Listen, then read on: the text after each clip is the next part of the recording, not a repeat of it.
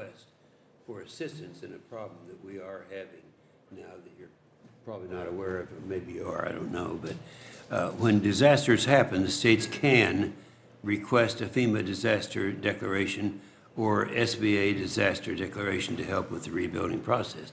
Unfortunately, the Oklahoma Office of Emergency Management in my state have been told by your SBA regional counterparts for a number of years now that if a state is denied a FEMA declaration, they forfeit the ability to subsequently apply for SBA declaration in order to receive assistance. Now, I know that some people have denied this, and the headquarters says that this is not the case, but and that states can apply for an SBA declaration. Now, this is a discrepancy that is repeated several times, and the request I'd like to have from you, Mr. Sanchez, we need your commitment to resolve this issue. We've had this for a long period of time. We get some inconsistencies with this, and to do this, it would be necessary, I think, to follow up with both my office and your Office of Emergency Management to correct this. Can I depend on you to help us in this effort? So, yes, Senator. Not only can maybe you to personally become involved in it. Yes, sir. Not only that, Senator, I'm working on it already. As you know, Oklahoma's a neighbor, where I come from in Texas. Sure. I called this morning to Mark Gowan, who's the director for the State Office of Emergency Management in Oklahoma. FEMA, you can apply for an SBA disaster declaration if you're denied by FEMA. I think there's confusion as to whether you can launch SBA prior to FEMA, and so we're going to work through that, and glad to keep your office informed and work directly with Oklahoma to make sure we can be as flexible and nimble as we can be to get those programs on the ground. Well, I know you can do it, and by the way, I'm very familiar.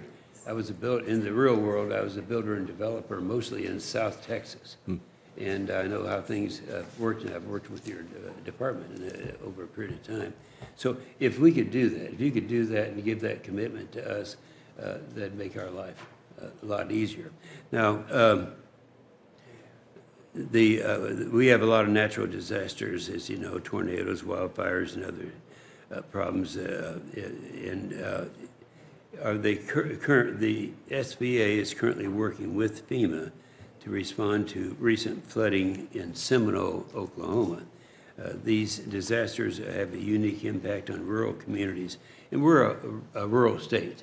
So when we have rural problems, we feel it a little more than a lot of others do. They have a unique impact on the communities where they can easily wipe out the livelihoods of Oklahoma involved in farming and in ranching.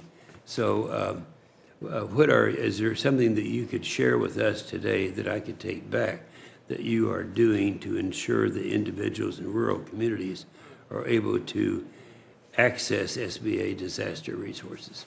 Senator, thank you for asking that, because that hits close to home for me. I was born in deep South Texas, rural Texas. Where? Brownsville. 2 miles more south than it would have been Matamoros. Yeah. Mercy Hospital. I'm fully familiar with that.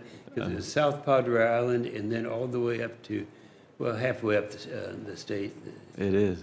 My grandfather actually owned about a 20-acre ranch, Los Palmitos. So he was a rancher as well, and did a little bit of did some crops there.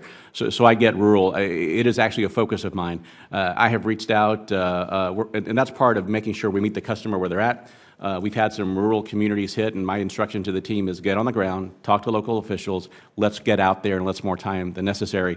I've spoken to county executives directly myself that have 7,000 or less population, 17,000 or less population. It's a focus of mine, and if there's lessons to be learned or ways that we can improve, not only am I open to it, it's something that I'm highly focused on personally. Be good. That's all I can ask, and I look forward to great results. Thank you. Thank you, Senator.